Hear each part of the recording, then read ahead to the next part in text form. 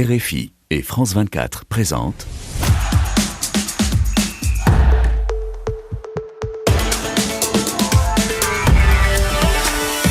Radio Foot International, le Café des Sports,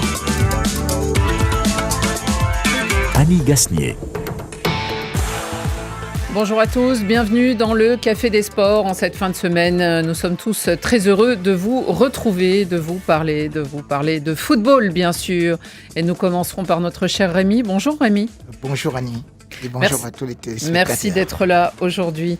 Rémi, merci aussi à Xavier. Bonjour Xavier. Bonjour Annie, nous sommes en bleu, mais pas tout à fait le même. Non, il y a toute une palette de bleu. Il n'y a qu'à regarder derrière nous d'ailleurs. Je pense que c'est visible. Bonjour Benjamin. Bonjour Annie, bonjour à tous. Ça y est, Benjamin, il a repris son siège et il ne va plus le quitter. Là. Ça y est, je bouge plus. Et puis alors, notre invité du jour, Frédéric Suto, fait quelques infidélités. Il est parti en vacances et c'est David Lortolari. Bonjour David. Bonjour Annie, bonjour à tous. Très heureux de vous recevoir dans ce Café des Sports. Plaisir partagé. Télévisé, ça vous arrive pas souvent d'être avec nous le vendredi? Quand il y a un grand événement qui approche, parfois, qui concerne un club allemand ou une équipe allemande, parfois. Est-ce que vous avez une batterie de proverbes allemands? Pour Oui. rivaliser avec Rémi, ça va être compliqué. Oui, peut-être. C'est le deal, théoriquement. Je vais en garder un à l'esprit, peut-être que je pourrais sortir pendant l'émission. Surtout s'il les dit en allemand. Voilà, Rémi, il les invente, alors des fois c'est compliqué de lui faire concurrence. En tout cas, dans les débats du jour, justement, mon cher David, nous commencerons en Allemagne avec le Bayern de Munich. Le Bayern en mode champion, vainqueur de la Bundesliga, à 4 journées de la fin. L'équipe des ogres bavarois impressionne par son style offensif spectaculaire. Le Belge Vincent Kompany, architecte de cette grande réussite, est-il déjà un grand technicien ? Saison terminée pour Lamine Yamal. Le jeune attaquant ne rejouera plus avec le FC Barcelone. Il est blessé, mais il devrait être apte pour la Coupe du Monde avec la Roja. Les jeunes talents sont-ils trop exposés, trop sollicités, jouent-ils trop ? Un grand flou autour de la Coupe du Monde à une 50aine de jours du coup d'envoi. Rumeurs et informations approximatives sur les prix, l'organisation. Il y a aussi des tensions politiques tout autour et cela sème le trouble sur l'événement sportif pourtant le plus important. Au générique de cette émission, David Finzel qui m'a aidé à préparer l'émission avec Laurent Salerno. Et puis, pour ce qui est des moyens vidéo, Yann Bourdela et David Brocoué sont là pour que vous puissiez nous voir sur France 24. Le Café des Sports, les débats sont ouverts.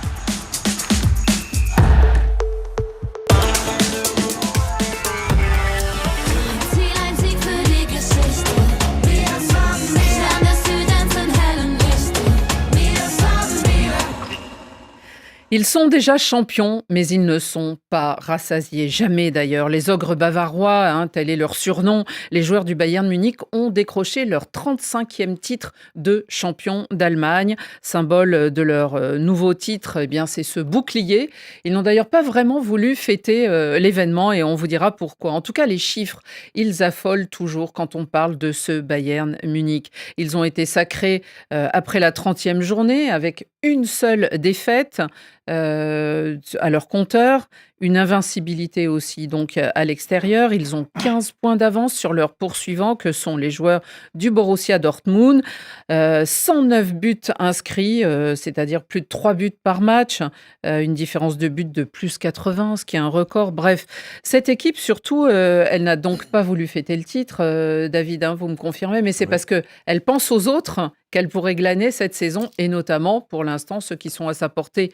Et ça serait dès le mois prochain, la Coupe d'Allemagne et la Ligue des Champions. Alors une question, ce triplé, il l'avait fait il y a quelques années, on se souvient du Heynckes, on se souvient aussi évidemment de Hansi Flick. Est-ce que avec Vincent Kompany, finalement, on file tout droit vers ce record avec lui et grâce à lui ? Alors, grâce à lui et avec lui, ça, c'est assez certain, effectivement. Le record reste ce triple, comme on dit en Allemagne, n'est pas encore acquis, n'est-ce pas? Puisqu'il y aura une finale de Coupe d'Allemagne fin mai contre une équipe de Stuttgart qui est un rival régional et ce sera une finale féroce. Mais fin mai, il y a aussi une finale de Ligue des Champions. Oui, à laquelle il faut accéder. Il y aura la demi-finale, évidemment, la semaine prochaine, l'aller face au Paris Saint-Germain. Voilà, l'aller face au Paris Saint-Germain, retour en Bavière à Munich. Le fond de la question, c'est dans quelle mesure Kompany est un artisan majeur de ses succès et de cette saison. C'est lui qui est bien sûr au centre de tout. Il y a le recrutement, il y a les dirigeants qui prennent des décisions, il y a les joueurs qui doivent suivre leur entraîneur, mais il me semble, pour rester très, très, très simple dans un premier temps, il me semble que la carrière de joueur, le charisme, le calme, la sérénité de cet entraîneur-là ont ruisselé dans le vestiaire sur les joueurs, a fortiori sur les supporters avec les résultats semaine après semaine. Et Vincent Kompany a su faire passer à ses joueurs, il n'y avait qu'une exception qui était Sacha Boey, qui jouait peu, qui est parti depuis, tous les autres suivent l'entraîneur et jouent pour lui, font les efforts pour lui. Il y a des statistiques incroyables, Annie. Le Bayern, en Bundesliga cette saison, c'est l'équipe, à part Hoffenheim, qui est une des sensations, qui court le plus. Donc on fait des efforts pour le collectif, pour l'entraîneur, et ce sont des choses qu'on ne voyait pas si régulièrement que ça finalement avec ce Bayern. Mais c'est vrai que David, quand on a eu la carrière quand même de Kompany, on a joué dans des très très grands clubs et puis aujourd'hui il est devenu entraîneur, l'école un peu Guardiola, il était l'adjoint de Guardiola, il a fait monter d'ailleurs, je crois que c'est Burnley en première ligue. Oui. Mais quelque part on est aussi légitime auprès de ces joueurs parce qu'on a été un joueur de haut niveau, on a connu le haut niveau, on a été performant quand on était sur le terrain. Donc quand vous avez un joueur comme ça qui vient dans un vestiaire en tant qu'entraîneur, son discours normalement de manière logique, est très souvent accepté et entendu. Je ne dis pas que c'est le cas de tout le monde, mais aussi, tu le disais très bien, là où il a été fort, c'est dans sa gestion aussi des joueurs. Et puis, quelque part aussi, le club a fait ce que beaucoup de clubs ne font pas aujourd'hui, ils ont mis de l'argent aussi. Donc, quelque part, quand ils ont un peu le retour à l'investissement qu'ils ont fait, parce que derrière, ils vont gagner le championnat, je pense qu'ils vont gagner la Coupe aussi face à la finale de la Coupe, ils y sont, la Champions League, je ne sais pas, mais c'est une vraie saison avec un bon entraîneur qui s'est construit avec Guardiola. Et même la philosophie de jeu aujourd'hui, quand je regarde ce Bayern jouer, j'ai l'impression de voir par moments City. Mais alors, il s'est construit dans l'adversité quand même, cet entraîneur Xavier, parce que David, vous nous l'avez souvent raconté dans Radio Foot International, mais il était ni le premier, ni le deuxième, ni le troisième, ni peut-être le quatrième choix. Il est venu un peu par défaut. Le club l'a installé là à la suite de Tuchel qui avait plus de références, mais finalement qui ne donnait pas satisfaction. Et là, en 2 saisons, 80 victoires pour 11 défaites. Alors certes, il a un bel effectif et un grand effectif, mais on peut penser au Real Madrid. Là, il arrive en plus à les faire jouer ensemble. Alors absolument, puis il ne faut pas oublier que quand il est arrivé, le Bayern avait perdu le titre pour la première fois depuis très longtemps au profit de Leverkusen. Et il a très vite réussi à reconstituer une équipe extrêmement compétitive. Il avait déjà une petite expérience d'entraîneur, Benjamin Moukanjo l'a rappelé, à Burnley, qu'il avait fait monter en première ligue. Anderlecht aussi, il est resté 2 saisons un petit peu, Anderlecht en Belgique. Là où il avait joué, parce que c'était symbolique aussi de commencer là. Ce qui est important, moi je regardais les entraîneurs qu'il a eus. Parce qu'effectivement, il est passé à Anderlecht au début de sa carrière, puis brièvement à Hambourg, mais surtout, il est resté à Manchester City pendant 11 saisons. Et pendant ces 11 saisons, il a eu Mark Hughes, le Gallois, il a eu Roberto Mancini, Manuel Pellegrini et Pep Guardiola. Donc, il a vu des entraîneurs qui s'installaient dans la durée, puisque Mancini, c'est quand même 4 ans, Pellegrini 3 ans, et Pep Guardiola, il y a encore. Donc, et presque tous sacrés champions, en plus. Absolument. Donc, il a vu comment on pouvait travailler dans la durée en prenant ces exemples. Et souvent, on dit, oui, bon, ça a été un grand joueur, c'est normal que ce soit un grand entraîneur. Ben non, justement, il y a plein de grands joueurs qui ne deviennent pas des grands entraîneurs. Ouais. Mais il y a en revanche des grands joueurs qui apprennent, qui adoptent les techniques des différents entraîneurs qu'ils ont eus et qui ensuite les font leurs et vont les restituer avec leur personnalité. Et c'est ce qu'il est en train de réussir de façon assez remarquable. Rémi, ce qui est surprenant peut-être, parce qu'on dit oui, il a été impressionné par Guardiola et on retrouve du Guardiola dans son style de jeu, mais lui, c'était un défenseur, et notamment pendant très longtemps, le défenseur central de cette équipe de Manchester City. Alors, est-ce que c'est parce qu'on est défenseur d'une équipe de Guardiola qu'on sait d'autant mieux comment jouer l'offensif et comment contourner les défenses? Bayern a encaissé 29 buts. C'est juste. En championnat. En championnat. En 30 matchs. Oui, ce qui signifie que ce n'est pas une super défense. Même si c'est la meilleure défense de la Bundesliga. Oui, c'est même pas un but par match. Qu'est-ce que vous êtes en train de dire là, lorsque je vais vous dire qu'il y a des entraîneurs qui, en première ligue, ont fait 14 buts. Ils ont marqué combien de buts voilà. Oui, mais quand on privilégie le déséquilibre... mais là où Rémi a raison, c'est que Guardiola avait fait un record de 18 buts encaissés. 18 buts encaissés. Ça, il faut le savoir. Donc, il n'a pas ce record-là. Donc, il n'a pas ce record-là. Et deuxième des choses, c'est ce que vous avez dit, la durée. Parce que Sur les 13 saisons de la Bundesliga, le Bayern n'a perdu Une seule fois. qu'une seule fois. Ouais. Et c'était avec Vincent Kompany. Donc, on ne peut pas dire succès total, puisque bien au contraire, il a échoué. Et pour l'instant, bien évidemment, il est en course. Bien évidemment, qui veut tout perdre, tout. Il ne va pas tout perdre. Mais cependant, quand on essaie de regarder un certain nombre de choses, Vincent Kompany a bénéficié aussi de l'affaiblissement des autres équipes, pendant que lui, il a eu à se renforcer. Parce que quand vous prenez Luis Diaz, qui vous vient du côté de Liverpool, Ouais, Harry et Kane. qui aujourd'hui se retrouve peut-être avec 15 buts et peut-être 14 passes décisives, lorsque vous avez Olysée qui s'est installé durablement et que vous voyez qu'il a 20 passes décisives pour 12 buts, vous avez un Harry Kane avec 32 buts en 27 matchs, il est plus facile. Et que vous avez des Kimmich qui sont là depuis fort longtemps, et les Goretzka, c'est Donc, un c'est pas effectif. que Kompany, c'est ça que vous voulez dire. C'est une équipe mais qui est déjà le- huilée et c'est pour ça que vous avez eu la difficulté de la première année. Et par exemple, quand vous voulez regarder les autres équipes, comme au Real, on ne vous laisse pas 3 mois, on vous a déjà viré. Mais Kompany aurait été au Real, il aurait été viré en fin de saison. Mais non, on a laissé qu'il puisse continuer. Donc c'est pour cela que je dis que oui, Kompany, il est bon, mais il n'est pas encore un très bon entraîneur. Parce qu'il y a un proverbe africain qui dit « Chaque petit poisson rêve de devenir baleine ». Là, David, il faut que tu réalises ça. Avec Ouais, le non, proverbe d'Érémie. Non, c'est pas une baleine. C'est Non, pas mais une baleine encore. Non, mais Il y a quand en même tout cas, David- un élément très important que Rémi n'a pas dû entendre. C'est l'hommage que lui avait rendu Guardiola il y a très longtemps déjà. Il avait dit qu'est-ce qui va vous succéder à Manchester City et c'est pas les anciens joueurs qui lui manquent de citer. Il avait cité Kompany. Mhm. Parce que Oui. il l'avait senti en Il y a lui des déjà entraîneurs qui savent l'âme, déjà, voilà, l'âme avec d'un les joueurs. leader, l'âme d'un technicien de premier plan. Bon, et quand Guardiola encense quelqu'un de cette façon, normalement, il se trompe pas beaucoup, sauf aux yeux de Rémi Ngono. Que ce vos yeux, mais oui, c'est ça que je voulais te répondre, que Guardiola l'encense. Oui, bien évidemment, il peut l'encenser parce que c'est son joueur. Ça a été son capitaine, Mais même. ça a été son capitaine. Tu voulais qu'il aille encenser un joueur, Zinedine Zidane, qui a pris 3 Ligues des Champions. Mais non, il ne va pas dire ça. Parce que Mais pour c'était pas l'instant, son joueur. c'est pas son joueur. Et Mais- au-delà de ça, c'est ce que je voulais aujourd'hui que tu reconnaisses, parce que vous avez parlé du côté positif, qu'il marque beaucoup de buts. Mais Xavier Barré, je voulais tout simplement te rappeler, par rapport à ce que nous sommes en train de faire ici, que Vincent Kompany a, bien évidemment, 39 ans. Mais vous avez passé le temps à critiquer, par exemple, Mourinho, qui, lui, justement, à 39 ans, avait déjà remporté la Ligue des Champions, et que, arrivé au Real, il Ouais, a mais il n'a eu pas été un les- grand joueur, il n'a pas eu une carrière il de n'a joueur pas été un avant. grand joueur, mais il a marqué, donc c'est-à-dire il a le fait- Real là. Parce qu'on parle de Vincent Kompany avec commencé sa 109 carrière buts. d'entraîneur Le plus tôt. Real, c'était 121 buts devant Pep Guardiola, que Oui, tu mais cites Rémi- comme Oui, un mais exemple. Il a Non, commencé plus tôt, José Mourinho, mais comme José Mourinho, entraîneur. il a arrêté c'est pour sa ça. carrière de oui, joueur à mais 22 ans, donc, attends, il a Annie, commencé je comme voulais juste te entraîneur dire que Oui, quand on parle de beaucoup plus tôt. record sur le plan offensif, on apprécie. Mais sachez qu'en Europe, c'est avec Mourinho que le Real a marqué 121 buts, 100 points, sans pour autant oublier que c'était 32 victoires. D'accord, Rémi. Et Ok. ceci devant Pep Il Guardiola. est fort, hein, il réussit. Alors, il y a le proverbe africain, mais il y a le Real et il y a Mourinho. Il y a Alors, toujours- j'ai il y a une toujours- il y a équation. toujours le Real en dessous. Parce qu'il a cité Pep Guardiola Alors, comme exemple. Moi, j'ai une question. Est-ce que Vincent Kompany a l'ambition, finalement, parce qu'on voit ces idées claires, il invente des choses en plus. On lit dans la presse, maintenant, il fait entraîner ses joueurs, en tout cas au moins au début, et ça doit être ludique en musique.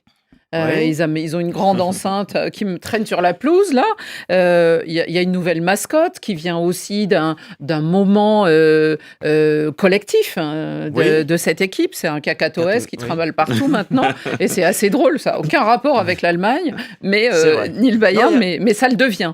Donc, est-ce en inventant des choses, en imposant des choses, il est en train de devenir un grand entraîneur, comme l'ont été des grands joueurs avant lui, que sont Ancelotti, Luis Enrique et d'autres? Alors, il y a deux aspects qu'on peut éventuellement, sur lesquels on peut s'avancer. Le terrain, pendant les matchs, on voit bien, il y a un journaliste allemand pendant la saison, je ne sais plus à quel moment c'était exactement, qui a parlé d'un Bayern liquide, un peu comme le Paris Saint-Germain actuel, c'est-à-dire avec des joueurs qui peuvent se placer à différents endroits du terrain sans qu'on perde l'harmonie générale. J'ai souvenir, par exemple, de Dayo Upamecano qui, il y a quelques semaines, avait insisté sur comme ailier gauche alors qu'il est défenseur central. Et ça ne surprend personne parce que on voit que cette équipe, les joueurs se replacent les uns les autres. Il y a une liquidité, je sais pas comment il faut dire, une fluidité. Oui, ça sera plus français. Merci Xavier. Dans cette équipe, donc ça c'est Vincent Kompany. Il a fait travailler ses joueurs dans ce sens-là. Et puis après sur le contexte de l'entraînement au jour le jour, son adjoint, qui est un ami d'enfance, qui travaille avec lui, apporte aussi la touche d'originalité que l'entraîneur principal ne peut pas forcément avoir. Donc dans l'équipe, il y a aussi cet équilibre-là. L'entraîneur principal qui a un certain statut, une certaine charisme. Et il y a les adjoints qui sont très importants. Et puis il y a les relais dont parlait Rémi. Il parlait de Goretzka, c'est à juste titre. Il parlait de Kimmich, c'est à juste titre. Thomas Müller est parti vers les États-Unis et peut-être que ça a changé aussi un peu l'équilibre dans le vestiaire. Et on a gagné en harmonie peut-être. Il y a Gnabry qui est aussi donc un entraîneur qui fait ses preuves sur le terrain effectivement pendant les matchs, mais aussi une vraie patte, une vraie personnalité avec son staff, j'insiste, dans le vestiaire au quotidien. C'est ce que vous pressentez aussi pour Kompany, Xavier ?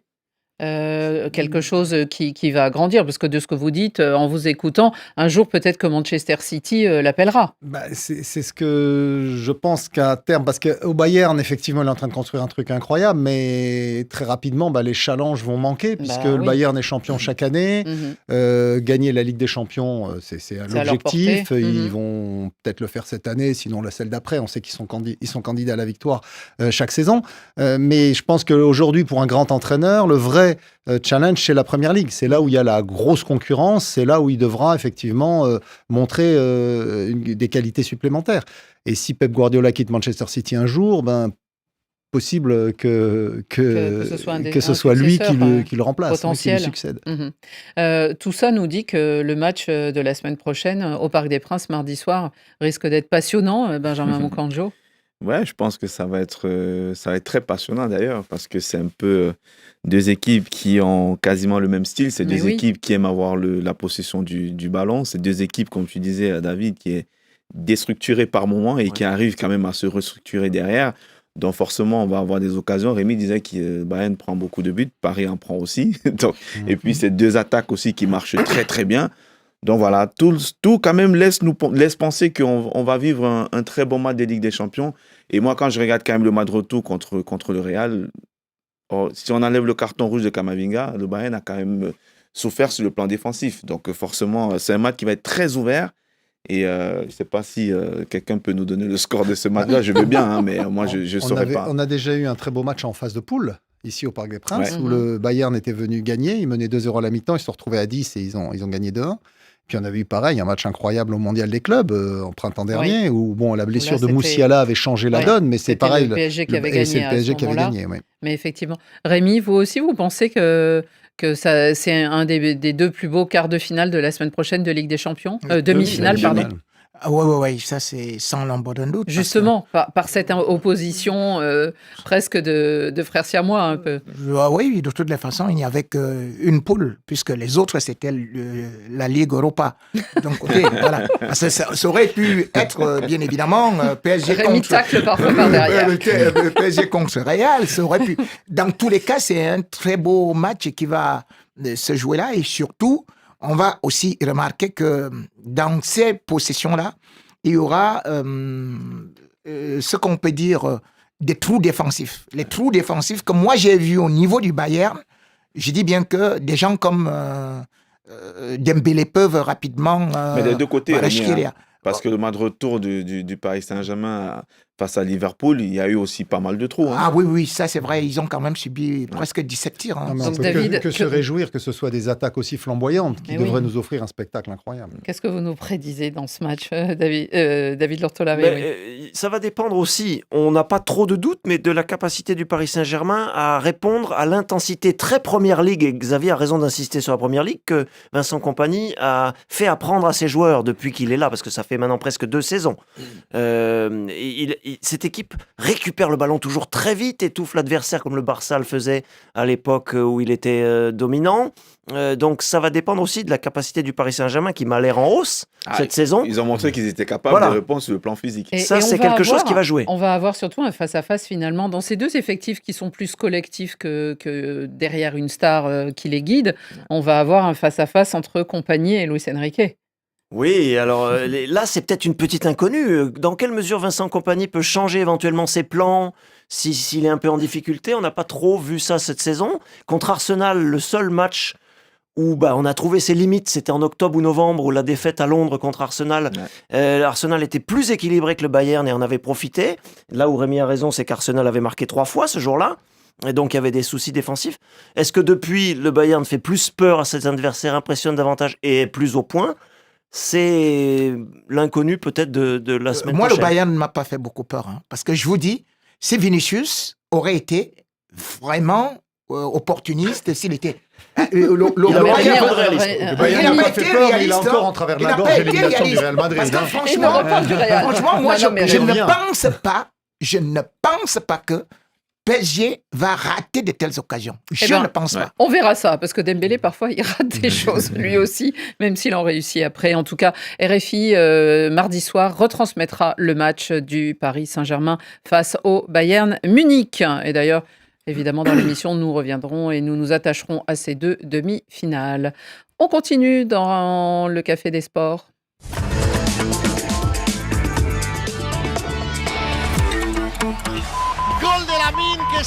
Lamine Yamal obtient un penalty, le transforme, mais quelques secondes plus tard, il se couche sur le dos en touchant sa cuisse gauche. Bíceps femoral de la pierna izquierda. ¿Se sabe lo que tiene Lamine? Mínimo 6 semanas no se las quita nadie. Mucha suerte para Lamine.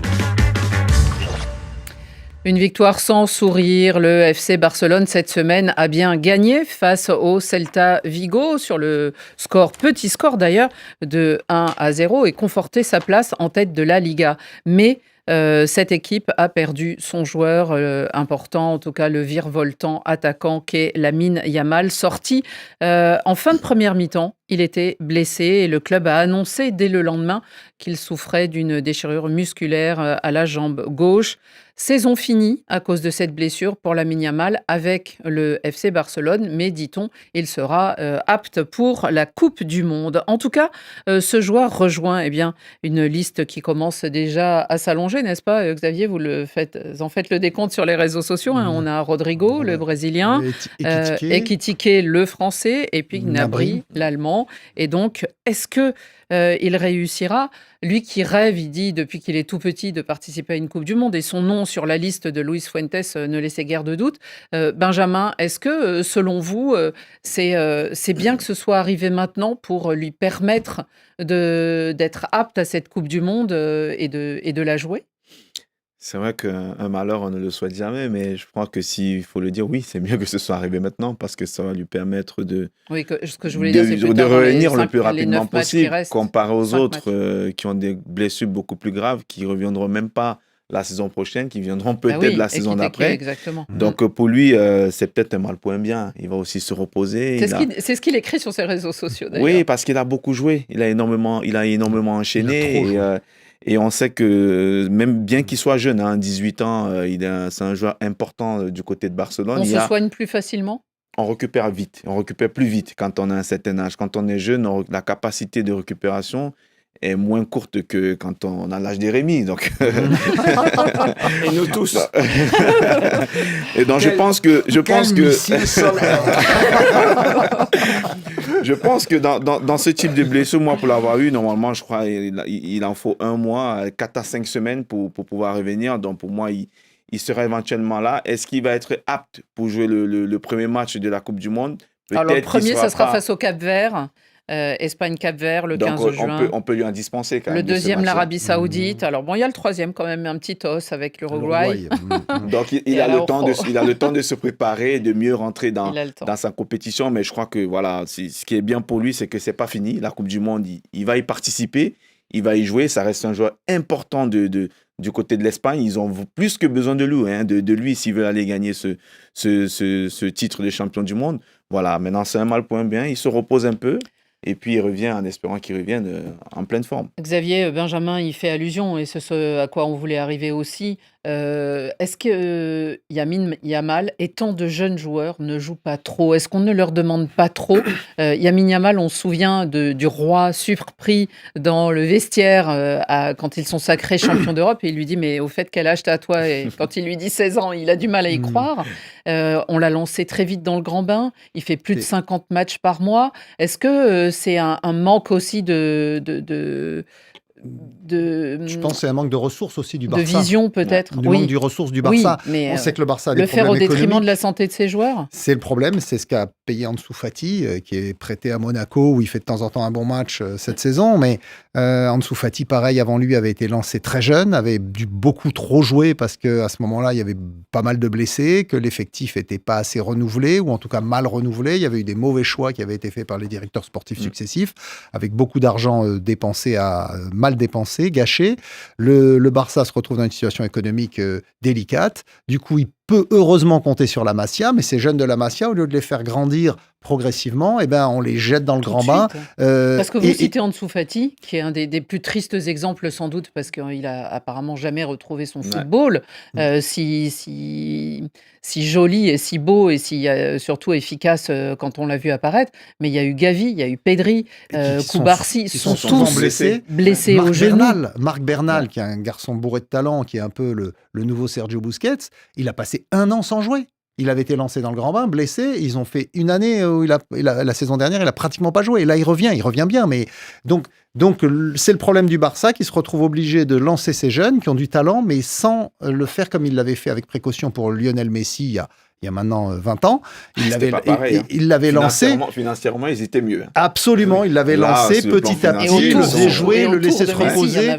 Il y avait un contexte économique plus favorable et donc un contexte sportif évidemment plus prudent à l'égard des jeunes joueurs. Rémi, finalement, quand on est toujours un peu épaté, quand on dit « Ah, mais c'est la pépite et il arrive et il a que 16 ans », je pense même aux petits jeunes brésiliens qui arrivent, ils ont à peine 18 ans, que le lendemain, ils sont dans l'avion pour venir comme Hendrick, comme Mastantuono, le dernier arrivé du Brésil. Mais on pense aussi, on avait noté en préparant l'émission, il y a ce Max Doan aussi, le baby gunner du côté d'Arsenal, Rio Ngumoa, lui c'est avec Liverpool.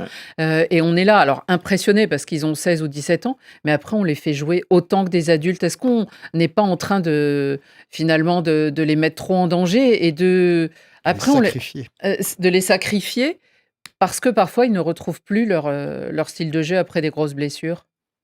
Il faut dire, je vais répondre par 2 phases. Première phase, effectivement, ils sont surexploités. Lamine Yamal, c'est plus de 8000 minutes la saison dernière. Je crois que c'est 160 matchs. C'est qui est déjà énormissime pour lui. Et bien évidemment, les Xavier Barré applaudissaient ici. Et je disais que c'est très, très risqué. Je disais que, parce que vous...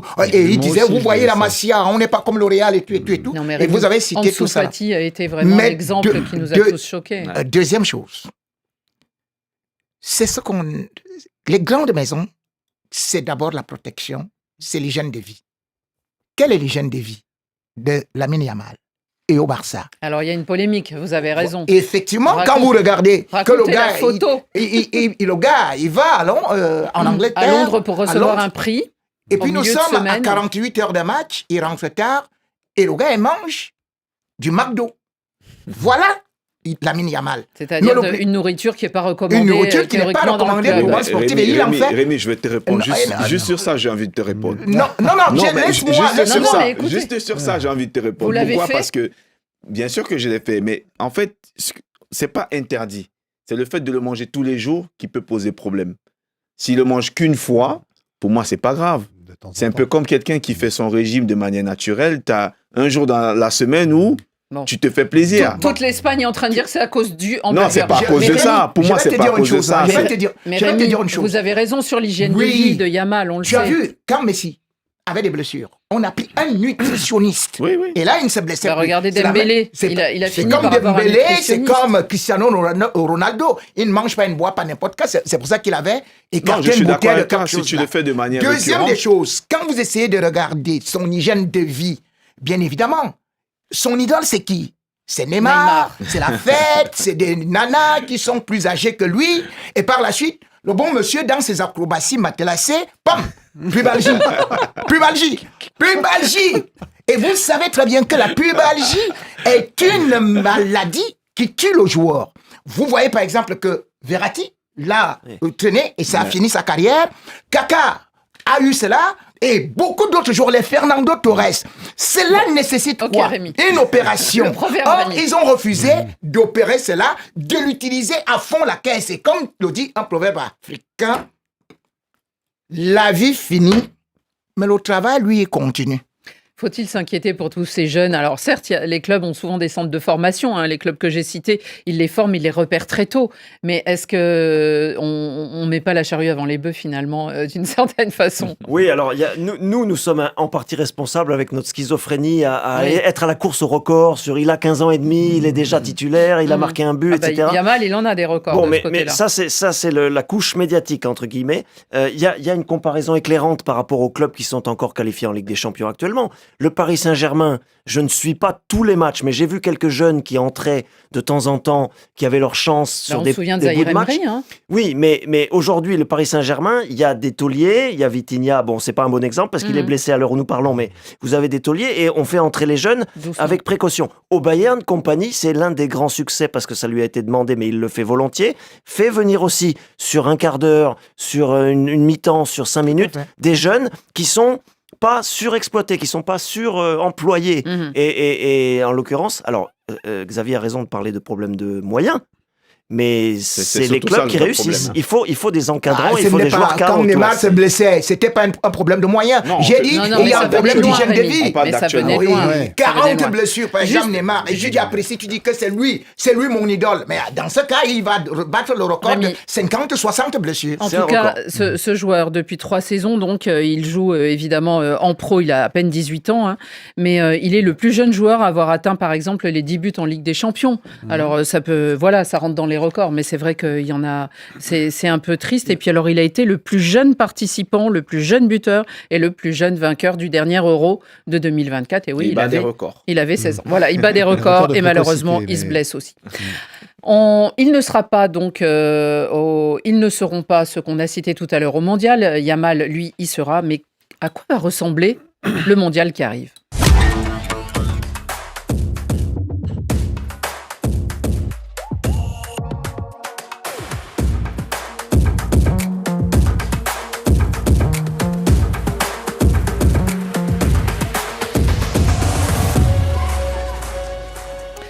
Le coup d'envoi sera donné dans une 50aine de jours. Ça sera à Mexico. Le premier match le 11 juin prochain entre le Mexique et l'Afrique du Sud. Mais plus le temps passe et plus on a l'impression qu'en fait un certain flou s'épaissit autour de la compétition, alors qu'on est quand même habitué à l'organisation plutôt intéressante et bonne de la FIFA, et on l'a vu dans les derniers mondiaux.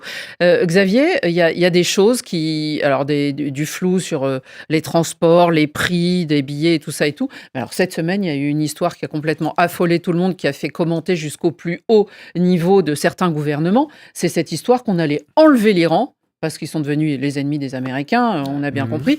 Et puis, on allait les remplacer par l'Italie, parce que... ce qui n'est pas possible du tout. Mais voilà, au mépris des règles les plus élémentaires.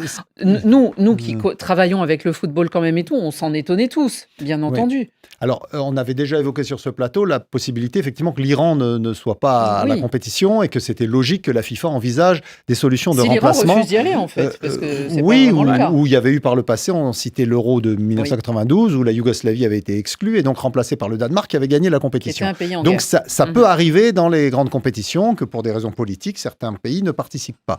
Mais je crois que c'est le président Trump qui a déclaré ça à un ambassadeur italien. Non, c'est un conseiller de Trump. Qui l'a dit un Italien peu recommandable apparemment, et qui l'a déclaré dans le Financial Times. Voilà, donc c'est ça. Un journal donc, en plus économique. Économique, mais bon, qui visiblement ne connaissent pas les règles de la FIFA. Si l'Iran est forfait, il sera remplacé par les Émirats Arabes Unis, puisque les Émirats Arabes Unis ont été battus dans les éliminatoires de la zone Asie par l'Irak en match de barrage, et donc du coup ça crée un décalage, et si l'Iran devait renoncer ou être exclu de la compétition, ce seraient les Émirats qui iraient, mais pas du tout l'Italie. Et d'ailleurs je crois que Giorgia Meloni, la présidente du Conseil italien, comme d'autres gens en Italie, ont dit qu'il était...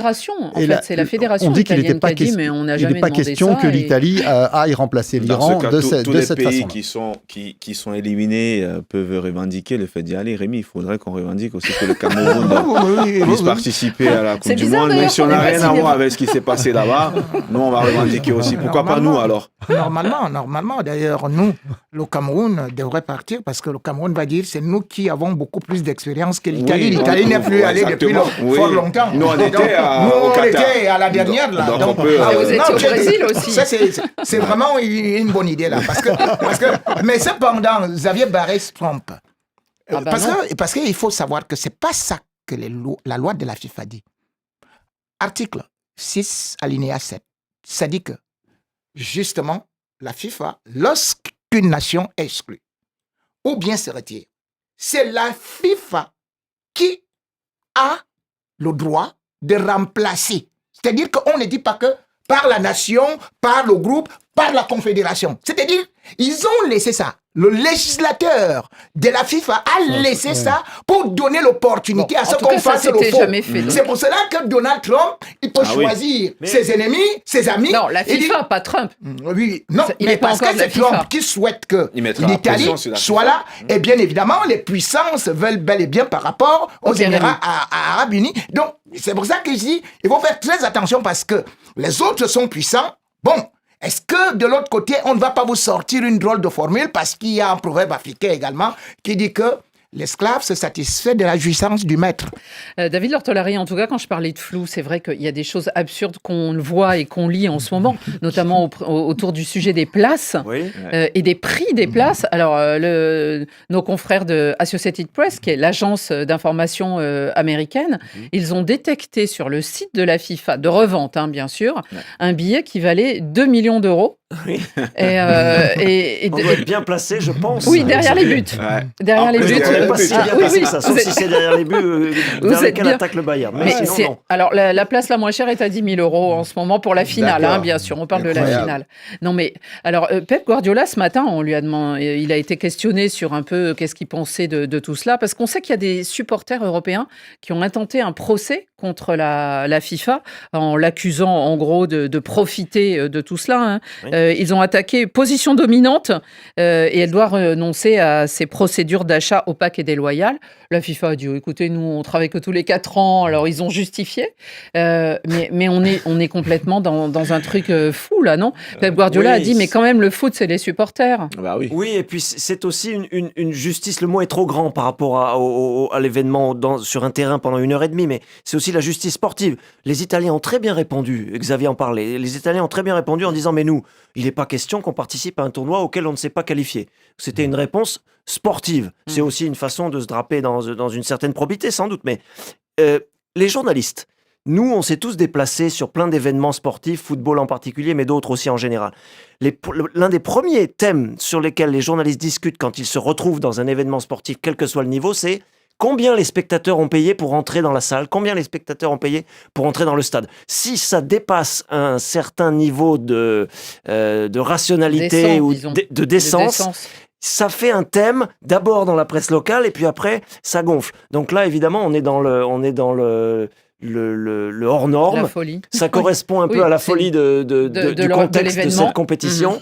Je pense qu'on va en dire un mot aussi après, mais les Mexicains et les Canadiens n'ont pas du tout la même vision. Exactement. Par rapport à ce qui se passe aux États-Unis. Ça coûtera beaucoup moins cher, mais ils ont tellement peu de matchs. C'est 16, je crois, pour le Mexique et 13 pour le Canada. C'est la Coupe du Monde de Trump. Alors. Oui, non, mais après, les aux États-Unis, la vie est chère. Elle est très chère par rapport à d'autres pays. Donc les tarifs sont très chers et aux États-Unis quand ils créent un événement, mais ça n'a rien à voir la avec vie le est très prix chère des et les places, salaires sont puisque les stades sont de la FIFA. Moins chers. Oui, non, mais la FIFA est obligée de tenir compte de la FIFA est obligée de tenir compte de cette réalité-là, parce que quand ils prennent des prestataires pour organiser les événements, c'est pas la FIFA qui arrive avec ses employés. Qui commencent à baisser les prix parce qu'il n'y a pas de réservation. Ah oui, dans ce cas, on va faire une Coupe du Monde avec des stades vides et tout le monde sera content. C'était la même chose en 2000. C'était la même chose au Brésil en 2014. 2014, et vous connaissez bien le sujet, Annie, c'est que effectivement des gens avaient spéculé sur le fait qu'il y aurait un afflux massif de touristes et de gens avec beaucoup d'argent, et que Oui, mais finalement ça, c'était le secteur privé, c'était pas la FIFA. Ils avaient revu les tarifs à la baisse. Pour conclure, Benjamin, est-ce qu'on peut pas avoir une certaine appréhension en regardant cet événement, que peut-être il soit pas aussi réussi, parce que le défi déjà du côté grandiose dans des pays qui sont immenses était déjà un vrai défi. Oui, de toute façon, je pense que cette Coupe du Monde, bien qu'elle n'a pas commencé, marquera les esprits. Parce qu'on a tellement parlé de tout ce qu'il y a autour et sans réellement parler du terrain. Je crois que nous tous ici, on aime ce football populaire, on aime ce football avec des stades pleins, on aime que tout le monde puisse avoir la possibilité de suivre son équipe. On en a parlé ici, quand on voit qu'il y a certains pays africains qui ne peuvent pas se déplacer parce qu'ils ne sont pas autorisés d'avoir le visa pour rentrer aux États-Unis. Pour moi, ça, c'est pas le foot. C'est pas le foot que moi j'aime. C'est pas le foot sur lequel j'ai joué, que j'ai participé. Pour moi, on doit pouvoir se retrouver, se rassembler. C'est une fête. C'est un moment qui n'arrive pas tous les jours. Sans parler du casse-croûte, de la boisson au stade et tout ce qui va avec. Ben voilà. Donc, ça, c'est autre chose que le foot. Et on va s'étonner, d'ici quelques années, on aura plus des spectateurs. On aura l'occasion d'en reparler puisqu'il reste une 50aine de jours. Donc, on y viendra à ce mondial chaque jour un peu plus. Pour l'instant, nous allons vers notre séquence des cartons. Carton jaune. Un carton là. Qui sort un carton jaune. Ouh là là là là, carton rouge. Carton rouge. Dans la confusion. Carton vert. Extraordinaire. Rien à dire. Et toujours une belle récolte de cartons de nos auditeurs, sélectionnés par David Finzel. Bonjour, Café des Sports. Bonjour Annie. Bonjour Rémi. Bonjour Xavier. Bonjour tout le plateau. Moi, je m'appelle Victor Veimé, depuis la Guinée équatoriale. Mon carton de ce jour est vert, comme ma chemise que j'ai portée, qui va à l'endroit de l'emblématique joueur du PSG, Richard Cavaraceria, qui a fait une remontée spectaculaire dans l'équipe du PSG. Il est presque un but par match depuis 2 mois. Si le reste des joueurs du PSG peuvent faire comme lui, ça veut dire que le doublé est rassuré. Ici, c'est Paris. Bonjour Radio Foot, bonjour tout le monde. Rémi Ngono, bonjour, Xavier Barré, bonjour. Je m'appelle Romaric Nkpe, je vous appelle depuis le Bénin, spécialement à Cotonou. Aujourd'hui, mon carton, il est rouge. Il est vraiment de couleur rouge. À une club qui nous fait dire que chaque année, il est champion, mais à la fin, il n'est jamais champion. Arsenal. Arsenal, pourquoi tu nous fais ça? Cette année, tout le monde rêve déjà que tu vas être champion à 3 journées de la fin. Mais en fin de compte, Arsenal, tu n'es même pas encore champion. Et si tu es derrière toi, même point d'écart, arrêtez-nous ça. Carton rouge pour Arsenal. Oh, vraiment, pourquoi tu nous fais ça? Rémi Ngono. Dia Xavier Barré qu'on le salue. Je suis Diallo Alpha Arabia de la Guinée à Dakar. En ce vendredi, mon carton est vert, attribué tout simplement aux joueurs de l'Inter de Milan pour leur remontada contre Como. C'est pourquoi il y a un proverbe africain qui dit, dans le football aussi, rien n'est facile, mais tout sera possible quand la volonté existe. Bon week-end à vous, à plus. Salut Radio Foot International, c'est Jean-Luc Moukoutou depuis Kolosi en République démocratique du Congo. Je donne un carton vert à l'ancien Léopard, capitaine en plus, Chabani Nonda, pour avoir déposé sa candidature à la Fédération congolaise de football association qui va organiser les élections bientôt. En tout cas, il a le soutien populaire de toute la nation congolaise. Bon week-end chez vous. Salut Radio Foot International, c'est la part de Lotaro. Je suis au Congo-Brazzaville, habitant de Porte-Nord. Je donne un carton rouge au Guinéen National, le Real de Madrid. Rémi Ngono, ta vie, ça fait barrer avec toujours raison de Dieu que Pep Guardiola, c'est le meilleur entraîneur du monde. Cette année-ci, Manchester City sera champion d'Angleterre et le FC Barcelone sera champion de la Liga espagnole. Rémi Ngono, courage, c'est la vie. Cette année-ci, Xavier Barré est le meilleur. Xavier Barré, chapeau à vous et Radio Foot. Passez très bonne émission à vous et bisous à vous. Je vous aime. Coucou, ciao. Bonjour Annie, c'est Carlos depuis Doba au sud du Tchad. Mon carton aujourd'hui est vert, adressé au club RC Lens qui a fait une très belle saison avec un bon recrutement de joueurs vraiment talentueux.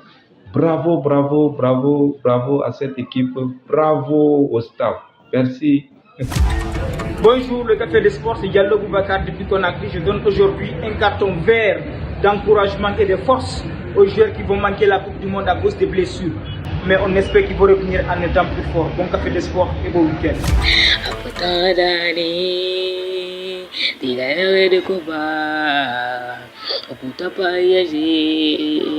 On va se casser la voix. Salut l'équipe de Radio Foot, c'est Benjamin en direct de Kinshasa en République démocratique du Congo. Aujourd'hui je sors un carton vert et pas pour n'importe qui. Et pour les nouveaux rois du parc. Picha Varashkila. Mais attendez un peu, attendez. Est-ce que vous vous rendez compte de la folie? Il danse sur les terrains le gars là. Qui peut honnêtement lui contester les titres des meilleurs joueurs du monde en ce moment? Qui peut? Moi je vous l'ai dit, le futur ballon d'or par Georgien et il joue à Paris. Allez Paris et vive Radio Foot. Vamos, vamos, PSG toujours. Magnifique. Eh ben Benjamin, nous on te met un carton vert, hein, parce que franchement ton carton il est magnifique, c'est très bien dit, c'est très bien expliqué, et c'est vrai que Varashkelia est en train d'impressionner tout le monde. Allez les amis, on n'est pas trop à l'heure, donc allons-y. Rémi, rouge. Rouge à Véron Mosengo, qui est donc candidat pour diriger la FECOFA. Fédération congolaise. Fédération congolaise de football, et tout ce qu'il promet, c'est que bon, écoutez, je viens là-bas comme un bon samaritain, un bon moine. Moi, je ne vais pas toucher de salaire. Je n'aime vraiment pas de l'argent. On se souvient que Véron Mosengo a fait sa carrière. Il était au niveau de la Confédération africaine de football. Il est arrivé à l'âge de la retraite. On lui dit pars en retraite. Il dit je ne pars pas. Juste parce qu'il voulait de l'argent. Il a continué à toucher de l'argent alors qu'il était déjà à l'âge de la retraite. Maintenant, il dit que votez-moi, il ne veut pas toucher à votre argent. Exactement comme le dit un proverbe africain. Il faut caresser la vache avant de la traire. Et après aussi. Benjamin, vous aussi c'est rouge. Oui, mon carton il est rouge, Annie, il est pour l'arbitrage. Tout comme le président de l'UEFA, Alexandre Seferin, je ne comprends pas l'arbitrage d'aujourd'hui. Je trouve que cet arbitrage qui pour moi ne correspond pas à ce qu'on attendait. On a eu la VAR qui est arrivée, qui était censée aider les arbitres dans des prises de décision. J'ai plutôt l'impression que la VAR est venue enterrer l'arbitrage. Et pour moi, je pense qu'il faut une vraie réforme de l'arbitrage parce que les décisions se succèdent et très souvent, elles ne sont pas équitables. Ouais. Et on se souvient de ce carton rouge contre le FC Nantes qui après a été effacé alors qu'ils ont joué à 10. Bon bref, Xavier, vous êtes en vert. En vert, oui, parce qu'il y a un garçon qui avait subi un drame en tout début d'année dans cette boîte de nuit à Crans-Montana qui avait brûlé, où il y a eu beaucoup de victimes. C'est un jeune du Football Club de Metz, Tairis dos Santos. Bon, il a été tiré d'affaire, soigné. Et aujourd'hui, le Football Club de Metz, qui est pourtant un club qui va descendre en deuxième division, donc il n'y a pas une grosse aisance financière, eh bien, il lui a fait signer un contrat professionnel pour rentrer justement dans les cadres du club. Et peut-être qu'il aura même sa chance en Ligue 2 la saison prochaine. Très belle histoire. David, vert vous aussi également. en vert. Oui, absolument, Annie. Le service communication de l'Union Berlin. Vous savez que l'arrivée de la première entraîneur féminine. Oui, on a donné des cartons la semaine dernière. Voilà, et le service communication du club, chapeau à eux, parce qu'ils ont surveillé de très près chaque commentaire sexiste, misogyne, désapproprié des supporters sur les réseaux sociaux de l'Union. Et ils ont fait très attention à défendre cet entraîneur qui doit maintenant faire ses preuves sportivement. Exactement.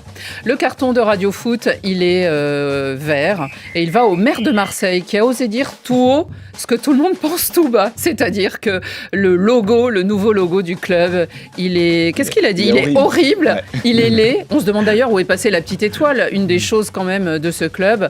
Mais le club répond à ses pensées pour accompagner les évolutions du foot et du marketing et moderniser l'image du club. Le maire demande qu'il soit changé et on verra. C'est la fin de ce Café des Sports. Merci à tous et bon week-end.